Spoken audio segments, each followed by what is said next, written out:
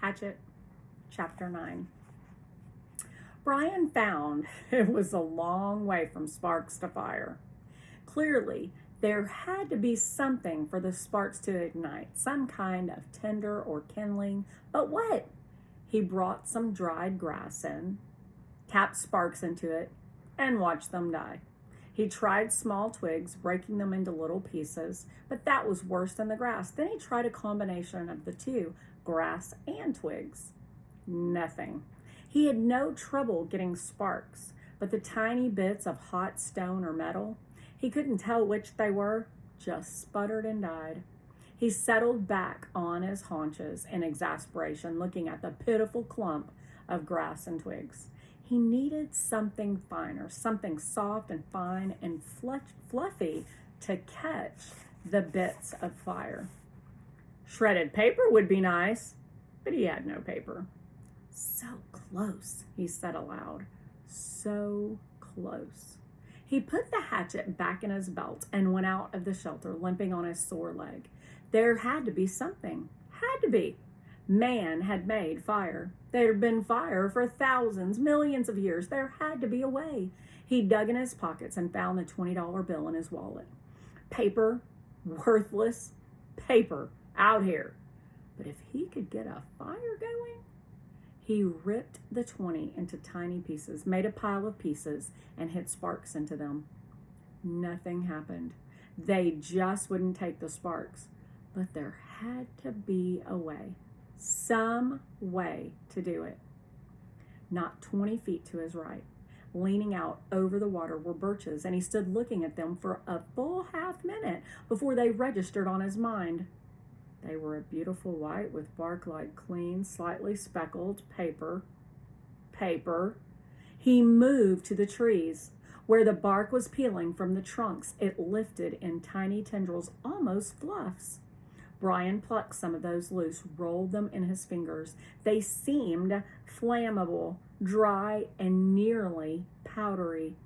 He pulled and twisted bits off the trees, packing them in one hand while he picked them with the other, picking and gathering until he had a wad close to the size of a baseball. Then he went back into the shelter and arranged the ball of birch bark peelings at the base of the black rock. As an afterthought, he threw in the remains of the $20 bill. He struck and a stream of sparks fell into the bark and quickly died. But this time, one spark fell on one small hair of dry bark, almost a thread of bark, and seemed to glow a bit brighter before it died. The material had to be finer. There had to be a soft and incredibly fine nest for the sparks. I must make a home for the sparks, he thought. A perfect home where they won't stay. They won't make fire. He started ripping the bark, using his fingernails at first, and when that didn't work, he used the sharp edge of the hatchet, cutting the bark into thin slivers.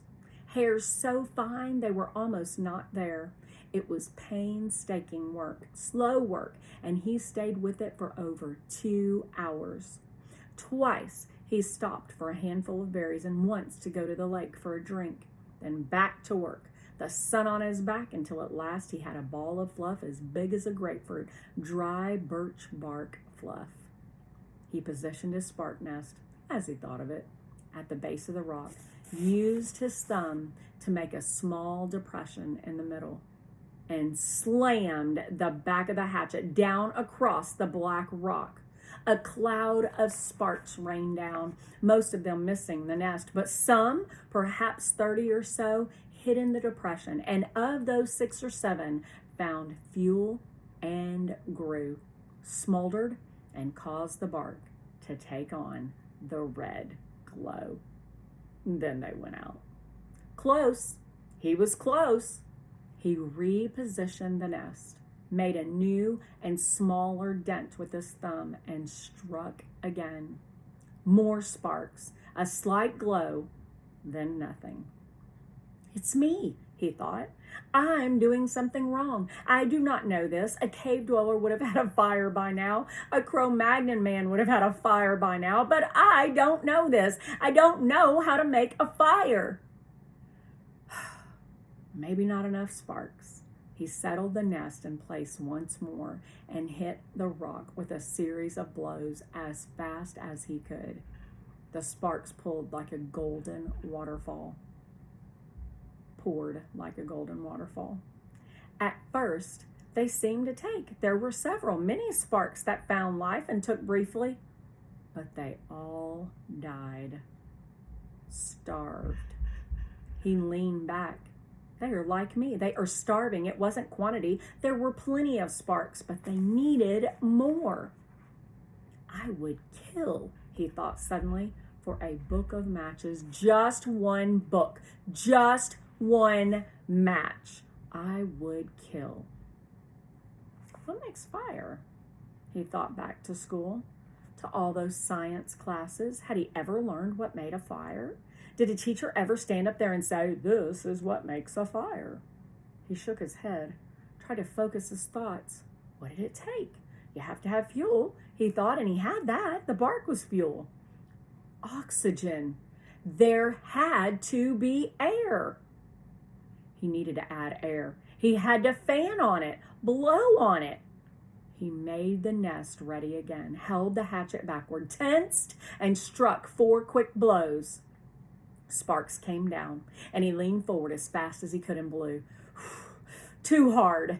There was a bright, almost intense glow, and then it was gone. He had blown it out. Another set of strikes, more sparks. He leaned and blew, but gently this time, holding back and aiming the stream of air from his mouth to hit the brightest spot. 5 or 6 sparks had fallen in a tight mass of bark hair, and Brian centered his efforts there. The sparks grew with his gentle breath. The red glow moved from the sparks themselves into the bark, moved and grew and became worms, glowing red worms that crawled up the bark hairs and caught other threads of bark and grew until there was a pocket of red as big as a quarter, a glowing red coal of heat. And when he ran out of breath and paused to inhale, the red ball suddenly burst into flames. Fire! He yelled. I've got fire! I've got it! I've got it! I've got it! But the flames were thick and oily and burning fast, consuming the ball of bark as fast as if it were gasoline. He had to feed the flames, keep them going. Working as fast as he could, he carefully placed the dried grass and wood pieces he had tried at first on top of the bark and was gratified to see them take. But they would go fast. He needed more and more. He could not let the flames go out. He ran from the shelter to the pines and started breaking off the low, dead, small limbs. These he threw in the shelter, went back for more, threw those in, and squatted to break and feed the hungry flames. When the small wood was going well, he went out and found larger wood and did not relax until that was going. Then he leaned back against the wood brace of the door opening and smiled. I have a friend, he thought.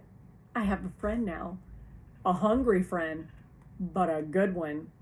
I have a friend named Fire. Hello, Fire.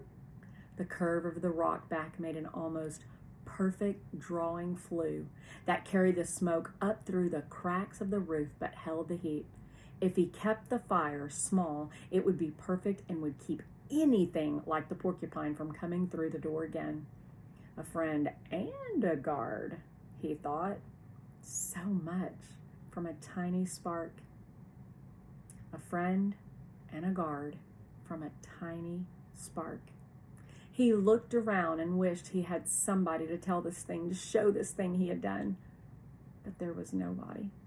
Nothing but the trees and the sun and the breeze and the lake. Nobody. And he thought rolling thoughts with the smoke curling up over his head and the smile still half on his face. He thought, I wonder what they're doing now. I wonder what my father is doing now. I wonder what my mother is doing now. I wonder if she is with him.